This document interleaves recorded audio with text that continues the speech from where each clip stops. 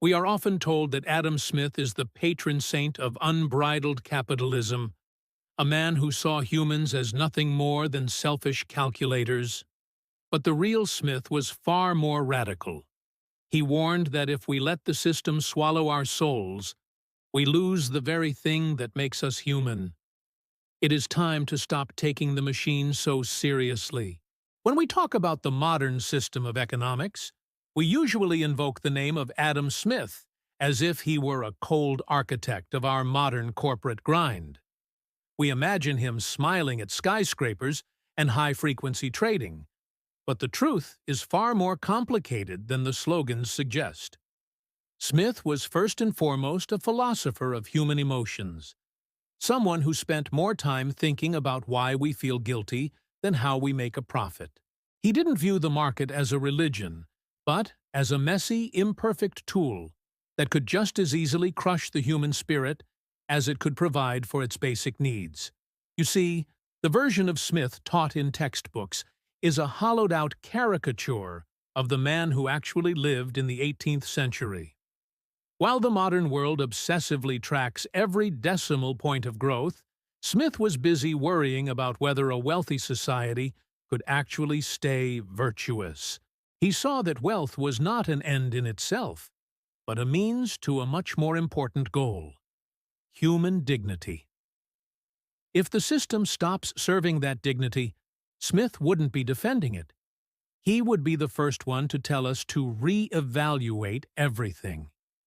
We have forgotten his warnings while keeping his name.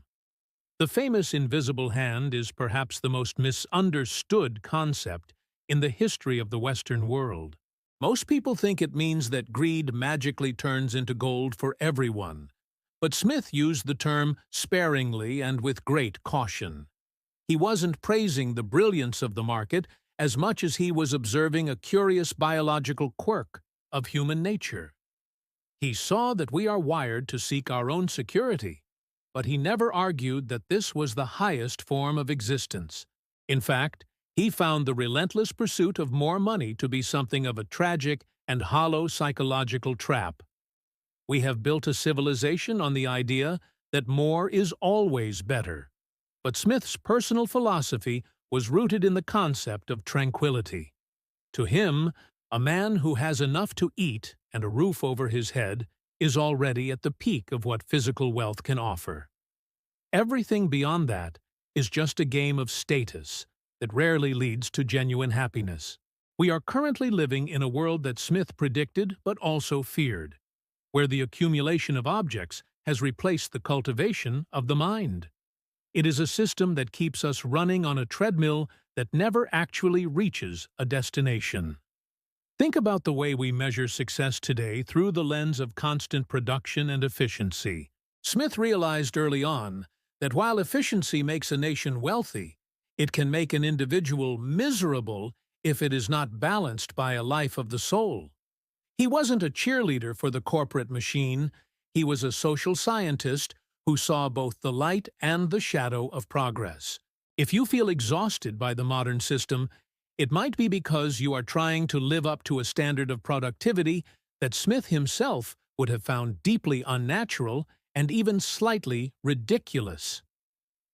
The modern obsession with infinite growth is a shadow of what Smith actually proposed.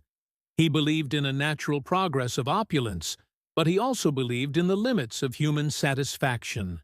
When we take the system too seriously, we treat these economic models as if they were laws of physics, like gravity. But Smith knew they were just reflections of human behavior, which is often irrational, emotional, and deeply flawed. By deifying the market, we have accidentally created a monster that demands our total attention, leaving very little room for the things that Smith actually valued most. The system is a tool, not a master, and yet we treat our job titles and bank balances as if they were the final judgment on our worth as people. Smith would have been horrified to see how much of our identity is now tied to our role in the production chain.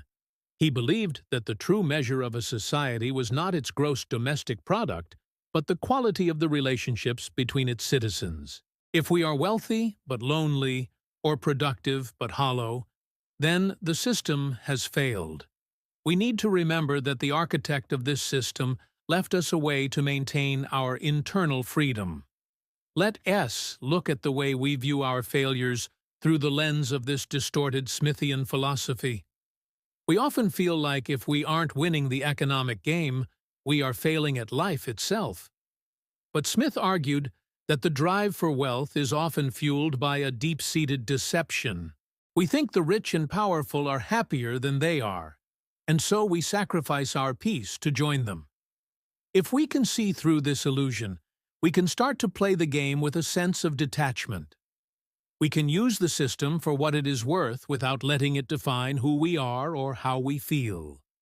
One of the most profound warnings Smith gave was about the man of system, who imagines he can arrange the different members of a great society with as much ease as the hand arranges the different pieces upon a chessboard. This is exactly what modern technocracy and corporate algorithms try to do to us every single day. They treat our lives, our time, and our attention as mere data points to be optimized for a specific outcome. But Smith knew that every single human piece on that board has a principle of motion of its own, totally disconnected from what the system wants. When you feel the pressure to conform to a specific career path or a lifestyle dictated by the market, you are feeling the hand of that man of system. Smith's advice would be to remember your own internal principle of motion. You are not a pawn, and the chessboard of society is just a construct that we have collectively agreed to take seriously. The moment you realize that the rules are mostly arbitrary, you gain a massive psychological advantage. You can move in ways the system doesn't expect because you are no longer playing by its narrow and limiting definition of success. This realization is the key to surviving the modern world without losing your sanity. We spend so much energy trying to figure out the right moves to make within the system, but we rarely ask if the board itself is worth our devotion. Smith was a master of observing how social structures influence our behavior, but he also cherished the private space of the individual mind. He believed that our true life happens in the quiet moments of reflection, not in the loud exchanges of the marketplace. The system is just a backdrop, not the main event of your existence. If you have ever felt like a tiny cog in a machine that doesn't care about your dreams, drop a comment with the words, "the chessboard." It helps the algorithm find others who feel the same way about these deep ideas. Also, we are incredibly close to reaching 100,000 subscribers on this channel. It is a milestone that would mean the world to us, and we want to reach it before the end of this year. Help us hit that goal by subscribing if this perspective resonates with you today. Every single one of you counts in this mission to bring deeper ideas to our lives. The modern system thrives on our anxiety because an anxious person is easier to manipulate and more likely to consume. Smith understood that our desire to be admired and loved is what drives us to work so hard for things we don't need. We buy the trinkets of frivolous utility because we think they will earn us the respect of our peers. But Smith pointed out that the people we are trying to impress are usually too busy worrying about their own status to even notice ours. It is a giant circle of wasted energy that benefits the system but drains the individual. We have traded our time, which is our most precious and finite resource, for the promise of security that the system can never truly provide. Smith saw the wealthy of his time surrounded by servants and luxuries, yet often being the most stressed and miserable people in Scotland. He noted that the beggar who suns himself by the side of the highway possesses that security which kings are fighting for. This isn't to say that poverty is good, but that the psychological cost of high status is often far higher than we are willing to admit when we are chasing it. In the 1800s, the Industrial Revolution took Smith's ideas about the division of labor and turned them into a nightmare of repetition. While Smith noted that specialization makes us more productive, He also warned that it could lead to mental mutilation. If a person's whole life is spent performing a few simple operations, they lose the capacity to think deeply or act as a citizen. Today, we see this in the form of hyper-specialized corporate jobs where we feel disconnected from the final result of our work. We are becoming narrow experts, but hollow humans. The system wants us to be efficient units of production, but Smith wanted us to be philosophers of our own lives. He saw that a society of specialized workers would eventually become a society of people who are unable to understand the world around them. This is why it is so important to step back and look at the big picture. If you find yourself obsessed with a tiny niche of your industry to the point where you have forgotten how to enjoy a sunset or a conversation, you are experiencing the mental mutilation that Smith warned us about centuries ago. There is a strange irony in the fact that the most famous economist in history was deeply suspicious of businessmen. Smith wrote that people of the same trade seldom meet together, even for merriment and diversion, but the conversation ends in a conspiracy against the public.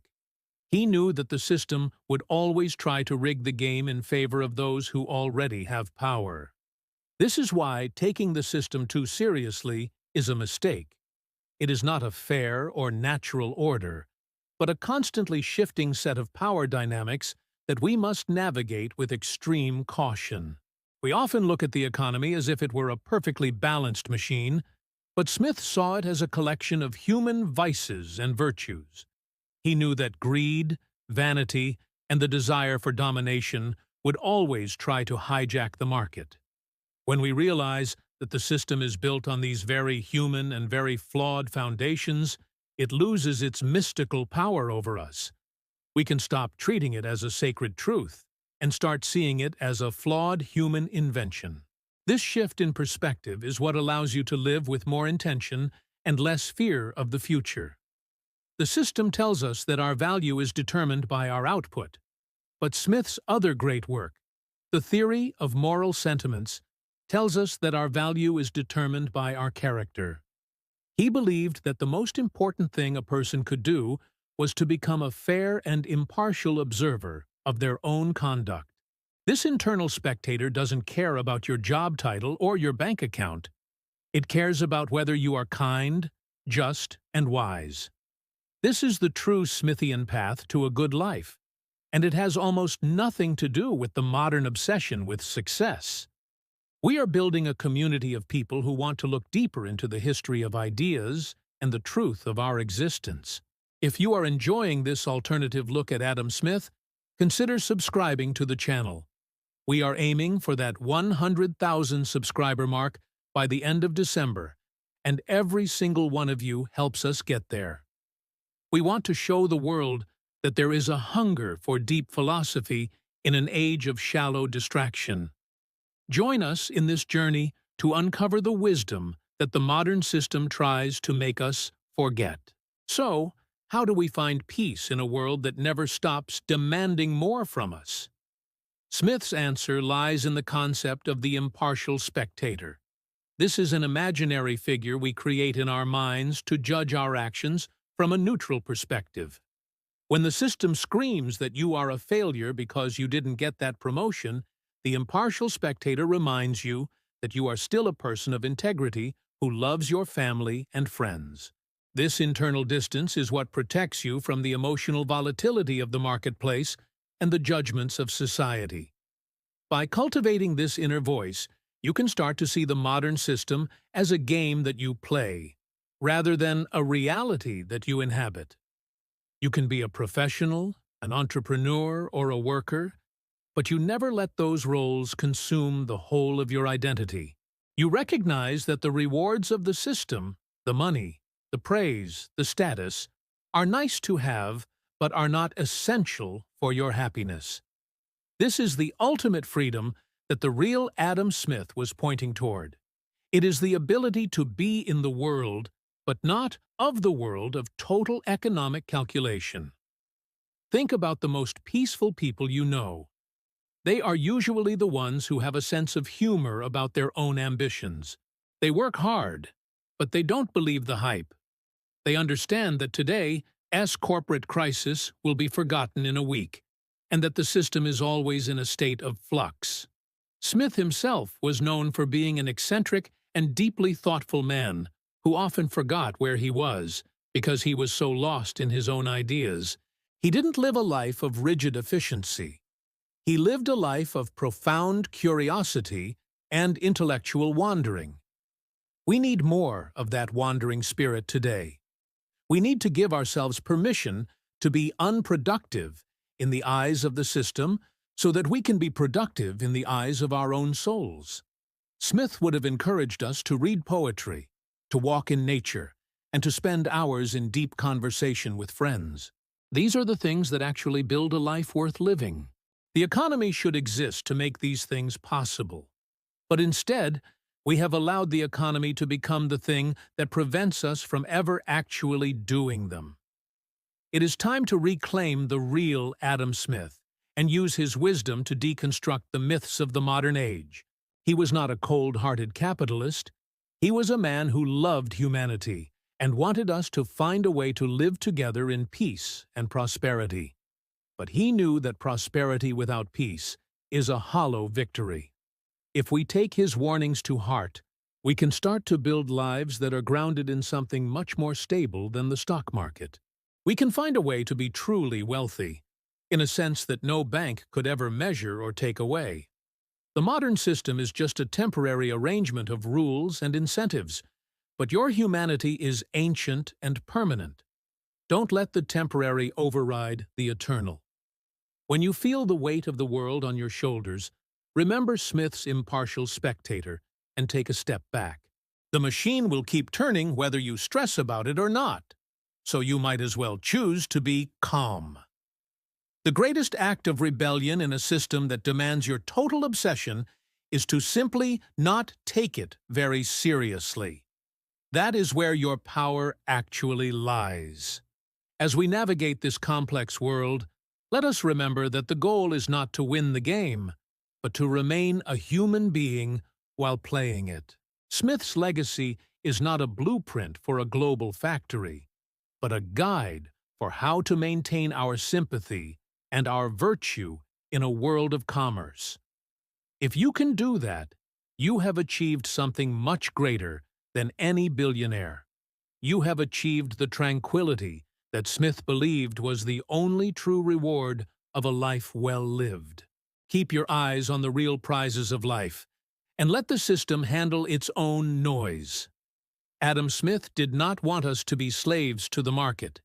He wanted the market to be a servant to human happiness. When we stop taking the system too seriously, we finally reclaim the very humanity he was trying to protect from the start. If you are starting to see the cracks in the walls of our modern world, you absolutely need to see where this path leads next. Our previous video, titled Adam Smith's Final Warning.